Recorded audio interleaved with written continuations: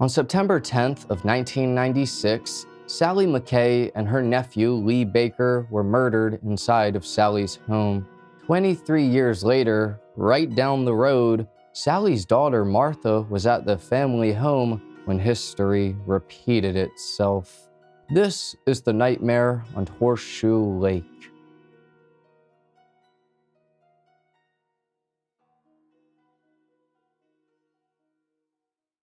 Hello, friend, and welcome to High Time Crime. My name's Joel, and on here I specialize in true crime and also stubbing my toe at every chance that I get.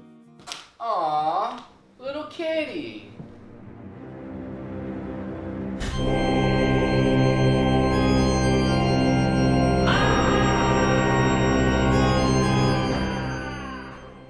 But anyways, today we're going over the case of Martha McKay and what happened to not only her, but her mother and cousin as well.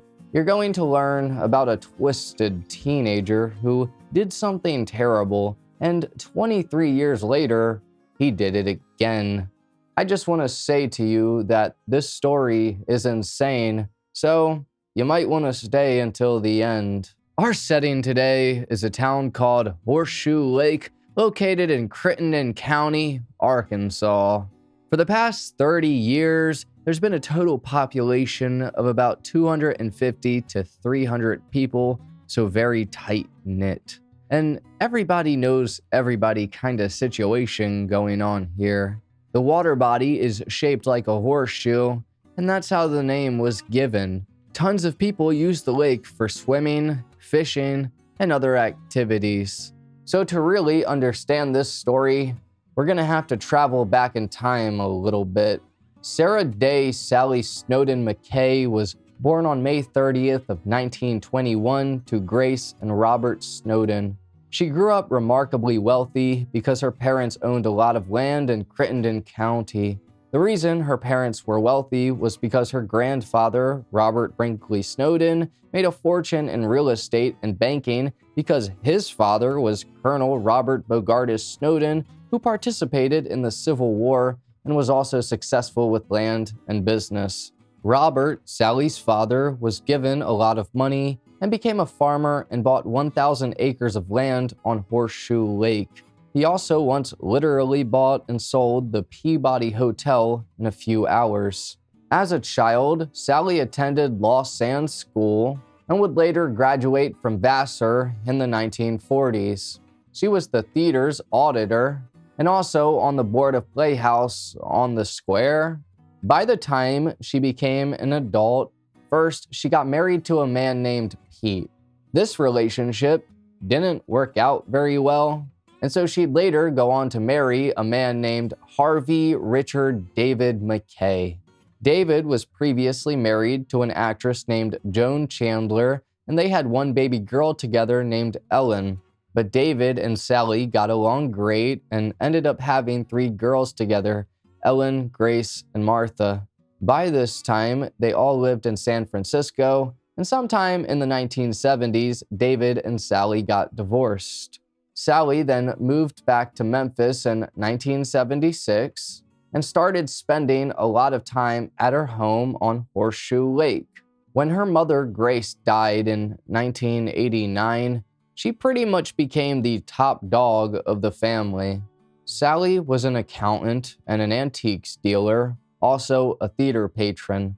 She preferred jeans and sandals over wearing nice clothes, and she also smoked Camel cigarettes.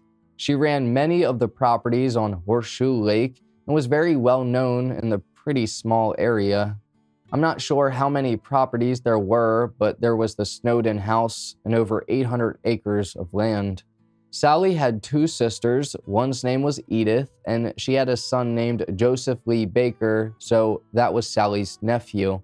We'll touch more on who he is towards the end, but he was a very good guitarist who lived only a few houses down from Sally. On August 12th of 1996, his house that he owned with his wife and lived in with his children burned down.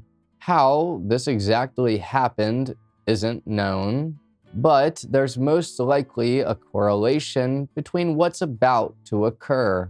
Also, a year before this happened, their house was burglarized. When Lee's house burned down, it ruined a lot of things, including money and a very special guitar from a well-known blues musician named Furry Lewis. But Lee was happy to be alive and was thankful his family was safe. He ended up moving himself and them about 100 yards away from Sally's house in a cabin. Unfortunately, almost exactly a month later, tragedy would strike.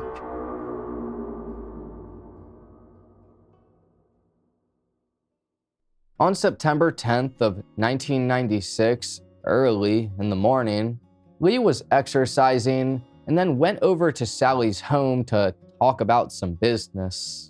Well, at about 11:30 a.m. to 12-ish, a friend of Sally's named Bobby Couples found her bright red Toyota Camry wrecked on its side about a mile away from her home with the engine still running. At first glance, Bobby couldn't tell whose it was, and so he drove to Bonds Marine, which was a boat shop. A guy named Levi or Levy Glasper, who was the part owner, was there, and Bobby thought he might know who the car belonged to. Levi immediately recognized it as being Sally McKay's, or as everyone in the area knew her as, Miss Sally. The two men got into Bobby's car and headed for Sally's home because, one, nobody was in the car and it was wrecked and on its side, and two, Levi had never seen Sally drive down that road before. By the time the men arrived to Sally's house, they could immediately tell that something was very wrong. They saw Lee's truck, which was backed up next to the back door with the tailgate open. Levi ran around the house and then put his hand on the window, and that's when both him and Bobby started to realize that the house was on fire. Not only was the house on fire, but there was an awful smell in the air. And this made the men feel very bad because they realized that they were too late. Inside of the home, there was a fire going on, mostly in the kitchen and living room. Both Sally and Lee were dead, but that leaves some questions like how, why, and what happened. Well, for starters, both of them were shot and their bodies were charred. By who and for what reason wouldn't be figured out for about 2 months. A $10,000 reward was available for any information that would lead to an arrest. On November 5th of 1996, police arrested a suspect. His name was Travis Sante Lewis, a 16-year-old. Originally, they went after his brother, Edric Smith, who was 20 at the time, and also had a very shady past. The police rolled up 4 to 5 cars deep to Edric's home and took him in for questioning. They took his thumbprint, his palm print, a piece of his hair, and gave him a polygraph test. Police were very convinced that it was him, but it wasn't Edric. It was Travis. Travis just turned 16 in October, and so in September, he was 15 years old and a 10th grader in high school. He had a previous court record, but in juvenile court. He was charged with misdemeanors of criminal mischief, aggravated assault, and a few other offenses. Travis had several siblings and lived with his mother Gladys in a small row home. She was a local waitress and cook. They lived just across a bean field from Sally's home, right next to Travis's grandparents who rented a house from Sally. People who knew Travis said that he never gave people any trouble, he didn't have an attitude, and that he's really small and scrawny. They also said he was very polite, far above average in school, and he was so soft-spoken that you would have to listen to him really close or you couldn't hear him. Travis appeared to the outside world the opposite of what he was. In reality, he was a monster. He was at Sally's that fateful day. Evidence put him there. It's not exactly known if he knew Sally or not, but he did know Lee. In fact, pretty well. Travis went to school at Hughes High School, and it was here that Lee was an English teacher. Most people knew him for being a musician, but he also taught school. Travis went to Sally's home, and at about 10:30 to 11:15 in the morning on September 10th of 1996, he shot and killed both of them, attempted to burn the house down, stole Sally's car, crashed it a mile up the road, hit his head on the dashboard, and then ran away. In November of this year, around the time he was caught, he pleaded guilty, and the police had evidence that tied him to the scene. And during his interrogation, Travis told investigators that he was there, but he also told them that there was someone else at the crime scene. He said that an adult was there and that the adult was the one who committed the crime. Police dismissed Travis's claims about this when he named someone whose alibi was squeaky clean. He was originally charged with capital murder, which can bring the death penalty. The McKay family, specifically Martha, Sally's daughter, was very adamant on not having that happen. Vengeance was not what she wanted, and she wanted to show him mercy. Travis's lawyers ended up convincing him to plead guilty to 2 counts of first-degree murder. The judge of this case sentenced Travis to 28.5 years for the murders and 5 more years for burglary and theft, both of the sentences to run concurrently. 23 years later, 2 years after he was released from prison, something awful would occur.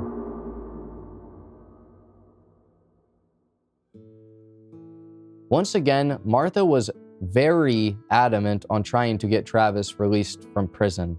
Her friends and family tried to convince her it wasn't a good idea, but she wouldn't listen to anyone. Specifically, her family told her to stay away from Travis and that he was bad juju. But she would constantly go and visit him in prison, writing letters all the time back and forth. Martha believed in reconciliation and wanted Travis to be released early. Every time her and her family would be contacted about his parole, the only person to okay it in her family was her. Traveling back to 1996 when Sally and Lee died, if you remember, Sally was the matriarch of the family. She controlled a lot.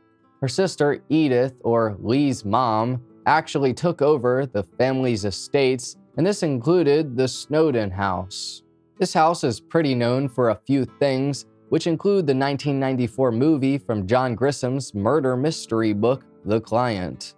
Well, sometime in 2006, when Edith passed away, Martha ended up buying the Snowden House from the family corporation. While growing up, she spent her early life in San Francisco, but spent summers on Horseshoe Lake. She said that growing up on the lake was wonderful, and she felt like royalty because they had servants and a big house. Martha also said that they ate everything fresh and from the garden, including eggs, and they got to swim every day. During her 30s, she began studying at the University of Washington, and she got a degree in the comparative history of ideas. When Martha thought that Edith didn't need her help in the late 90s, she moved to Nevada and bought an old house. She restored that house into something beautiful, and she really enjoyed doing this.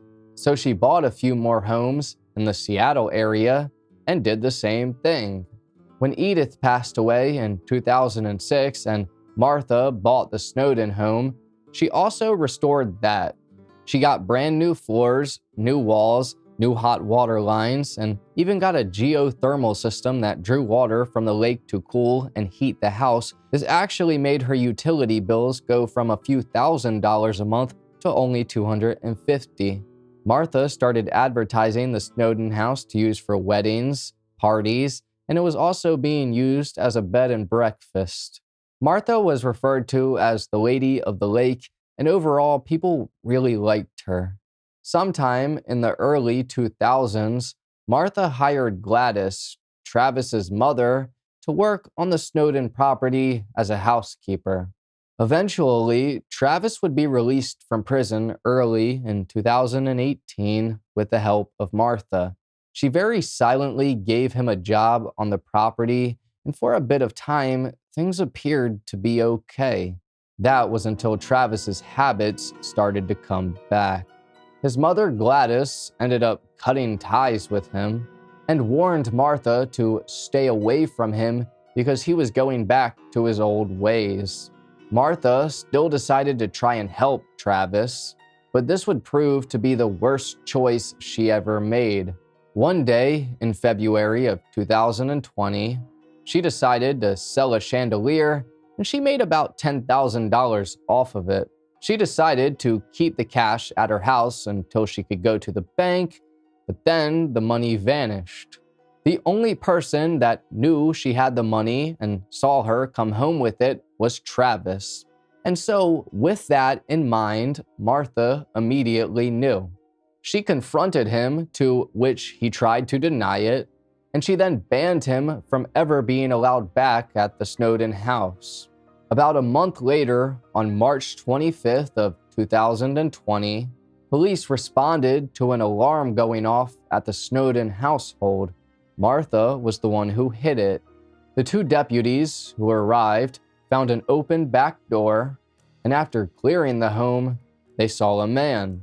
This man jumped from the upstairs window to the ground and then ran to his car. Next, he drove across the yard and got stuck on something. The man then got out of his car, started running away, and jumped into the lake. The two deputies watched this happen, but the guy never came back up. After rescue teams came out and used sonar equipment to locate and rescue the body, they figured out who it was: Travis Sante Lewis. Inside the house, the police found out he had stabbed Martha to death using a kitchen knife, and they found a bag of valuable items near her body. A blanket was also on her body, and it's assumed that Travis was going to burn the house down just like he did originally to Martha's mother and cousin.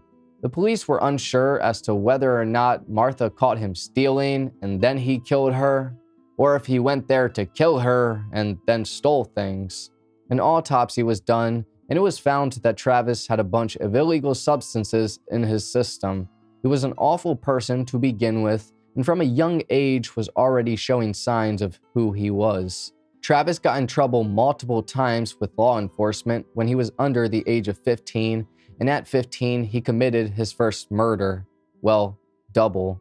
But then 23 years later, somehow, by the oddity of life and the way that things work, he does the same thing, but to the daughter of the first person he murdered.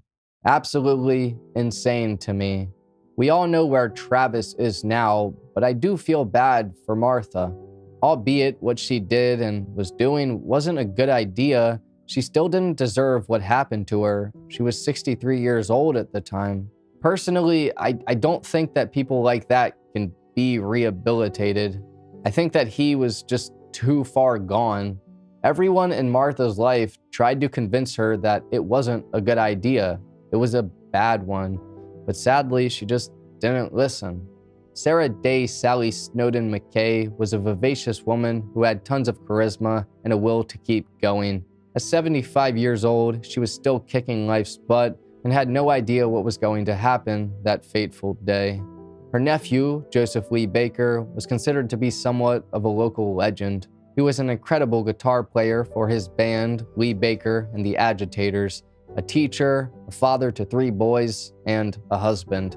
Lee had so many friends, it's insane the amount of stories I can find about him are off the wall, and he just seemed like such a loved and cared for person.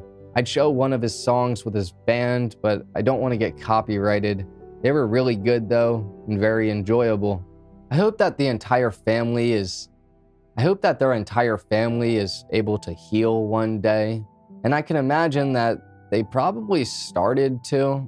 However, in 2020, when this happened again, it brought back all of those terrible memories.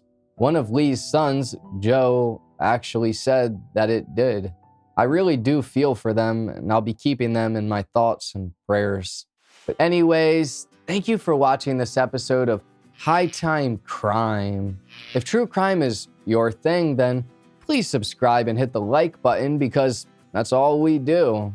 I also have a second account with my brother named Horrifying, where we tell stories about everything paranormal.